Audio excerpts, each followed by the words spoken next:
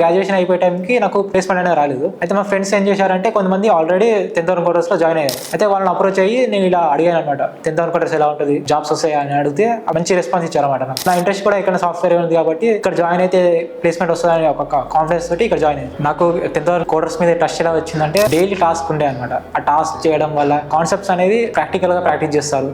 వాటి వల్ల నాకు ఇక్కడ నాలెడ్జ్ ఎక్కువ గెయిన్ చేసుకోవచ్చు. లైక్ ప్రతి స్టూడెంట్ ని వాళ్ళు ఎక్కడ వీక్ ఉన్నారు, వాళ్ళు ఎక్కడ ల్యాగ్ అవుతున్నారు, ఏ స్కిల్స్ లో వాళ్ళు బాగా చేయగలరు అవన్నీ తెలుసుకుంటారు అనమాట ట్రైనర్స్. వాళ్ళ నుంచి ఫీడ్బ్యాక్ నాకు చాలా బాగా అనిపించింది. దాని ద్వారా ట్రస్ట్ అనేది నాకు వెళ్ళేది.